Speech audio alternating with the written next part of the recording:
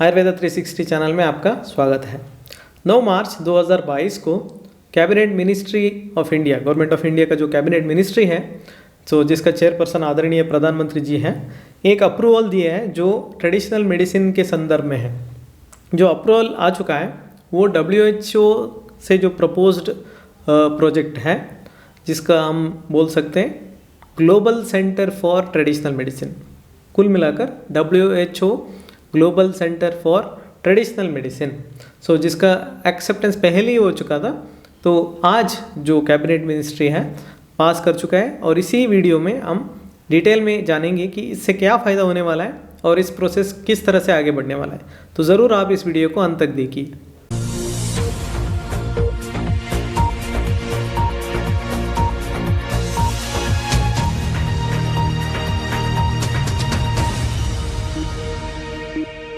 तो सबसे पहले बात यह है कि जो global centre for traditional medicine है WHO का, उसका पहले ही भारत के साथ एग्रीमेंट हो चुका था। कब हुआ था?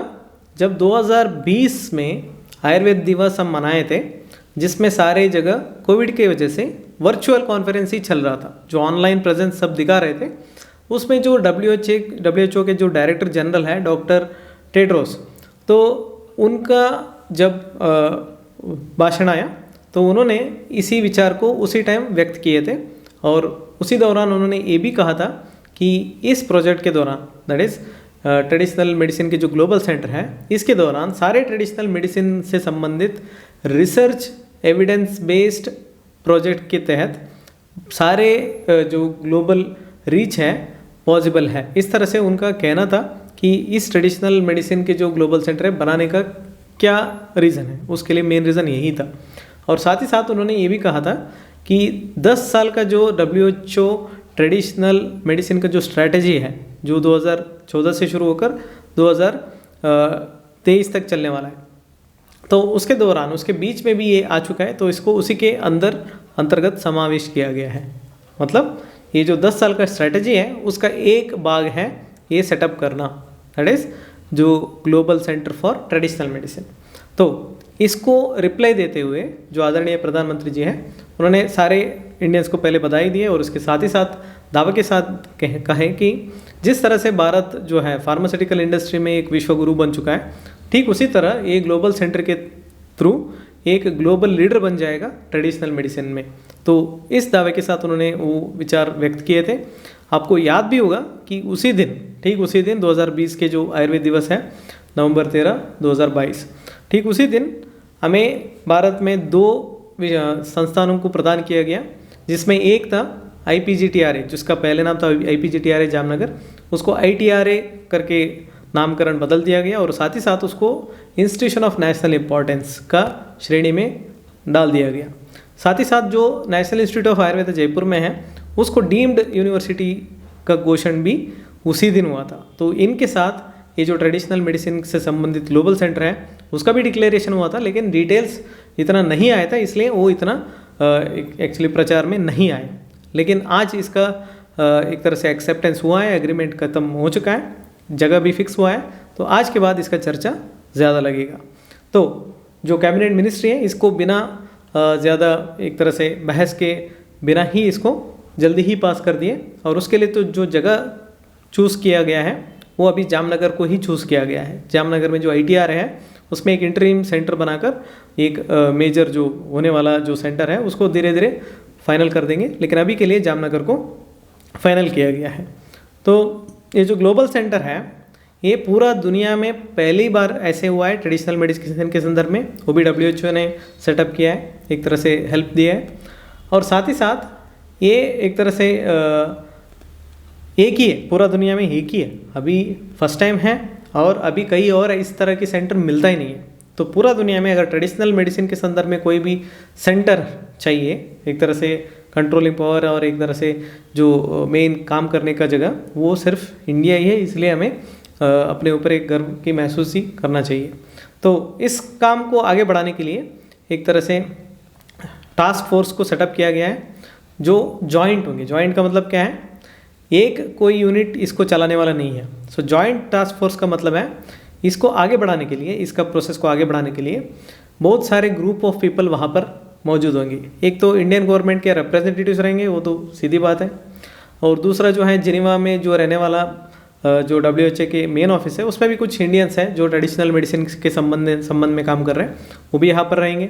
साथ ही साथ जो WHO के जिनेवा के मेजर मेंबर्स हैं वो भी इसके साथ जुड़े रहेंगे। मतलब वो तीनों मिलाकर ये टास्क फोर्स बनाएंगे और ये टास्क फोर्स जो है आगे इस प्लान को किस तरह से रूपरेखा देना है और उसको कैसे एग्जीक्यूट करना है, और साथ ही साथ इसका जो एग्जीक्यूशन के बाद क्या काम सही से चल रहे हैं नहीं चल रहे हैं, वो सारे चीज़ देखभाल भी यही टास्क फोर्स जो है करने वाला है। तो टास्क फोर्स का काम इनिशियल लेवल पर ज़्यादा होगा। तो उसके लिए जो ऑफिस चाहिए, एक ऑफिस तो बिल्कुल चाहिए, बिना ऑफिस कहीं भी बैठ के काम नहीं कर सकते। तो इंटरिम ऑफिस जो है अभी के लिए ITRA को चूज़ किया गया है। तो वहाँ पर जो टास्क फोर्स है या जो भी मेंबर्स होंगे जो चूज़ करने के बाद वहाँ पहुँचने वाले, वो वहाँ पर सारे जो सोच हैं, जो भी सोच इस संबंध में आया था पहले, उसको एक तरह से काम करने लायक कैसे बना सकते हैं, वो सारे चीज़ वहाँ पर डिस्कशन हो जाएगा और उसको कैसे फंक्शनल रूप में आगे ले आना है वो भी वहाँ पर जो भी कन्फ्यूजन है वहाँ पर क्लियर कर देंगे। तो इसको आगे हम काम करते हुए देखेंगे। लेकिन हमारे लिए क्या फ़ायदा है, ये आपके मन में क्वेश्चन आया होगा। ये तो एक ट्रेडिशनल सेंटर है, इस तरह से और भी होंगे, वो अलग अलग डिपार्टमेंट्स हो सकते हैं, आयुर्वेद से संबंधित नहीं होगा, कोई दूसरा विभाग का होगा। लेकिन इस तरह का जो ग्लोबल सेंटर है वो हमारे लिए या आम लोगों के लिए किस तरह से मदद करने वाला है, अगर आप उसके बारे में सोचेंगे तो सबसे पहले आता है ग्लोबलाइजेशन। तो पूरी दुनिया में अभी ट्रेडिशनल मेडिसिन ऐसे हैं कि एक कंट्री उसको मानता है, दूसरा कंट्री नहीं मानता है। कहीं कहीं एक डॉक्टर एक कंट्री में डॉक्टर है, दूसरे कंट्री में वो हेल्थ प्रोफेशनल है, कहीं तीसरा कंट्री में वो सिर्फ डाइटिशियन है। तो वहाँ पर डिग्री के हिसाब से कहीं कहीं जगह मान्यता मिलती है, नहीं भी मिल सकती है।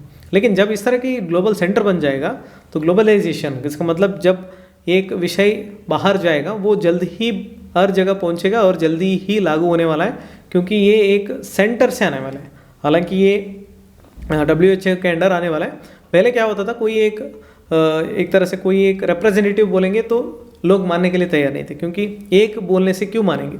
जब ग्लोबल वर्ल्ड के लिए एक ग्लोबल सेंटर बनाएंगे तो इसका अर्थ ये हुआ कि सारे कमेटी के मेंबर्स वहाँ पर रहेंगे, सारे कंट्री के मेंबर्स।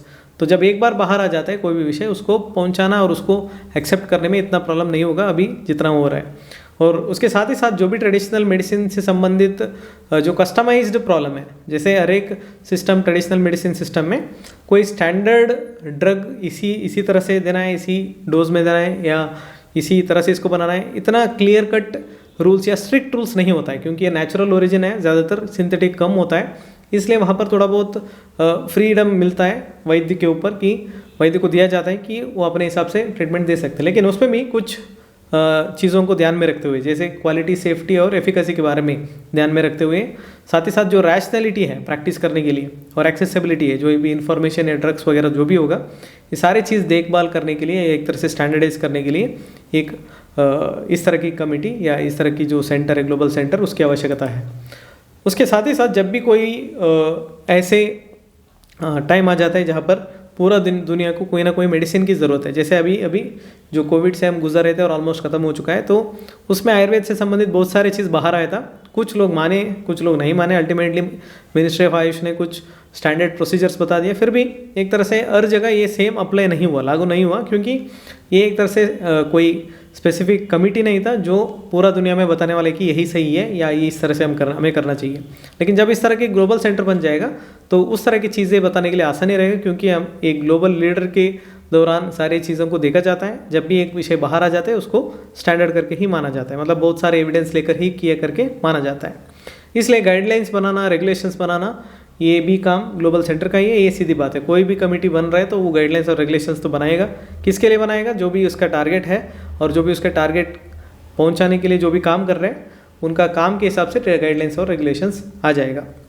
और जब भी कोई ट्रेडिशनल मेडिसिन के बारे में बात होती है तो पहली बात आती है रिसर्च के बारे में। क्या रिसर्च इतना हुआ है, नहीं हुआ है, डाटा कलेक्ट हुआ है, नहीं हुआ है। तो ये सारे चीज़ को ध्यान में रखते हुए डेटा कलेक्शन से लेके उसको एनालाइज कैसे करना है, उसका असेसमेंट कैसे करना है, उसका स्टैंडर्ड प्रोटोकॉल वो क्या हो सकता है, तो इसको भी ध्यान में रखने के लिए ग्लोबल सेंटर को एक तरह से जिम्मेदारी दिया गया है। ये सिर्फ एक सिस्टम का नहीं है, सारे ट्रेडिशनल सिस्टम का है।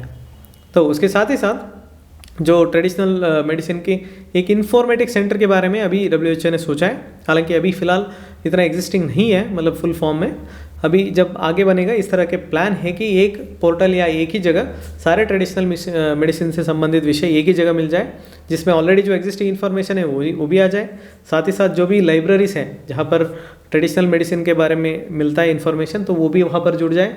साथ ही साथ जो इंस्टीट्यूशंस है, एजुकेशनल इंस्टीट्यूशन हो सकता है, रिसर्च इंस्टीट्यूशन हो सकता है, वो भी उसी पोर्टल या उसी इन्फॉर्मेटिक्स के अंदर जुड़ जाए। तो एक तरह से ये दुनिया में कहीं भी बैठ के हमें एक क्लिक में इन्फॉर्मेशन मिलने जैसे एक सुविधा आगे आने का एक प्रपोजल है। ये ज़रूर एक दिन सक्सेसफुल हो जाएगा, क्योंकि आजकल के दुनिया में टेक्नोलॉजी की वजह से इतना मुश्किल नहीं होगा इस तरह के काम करने के लिए।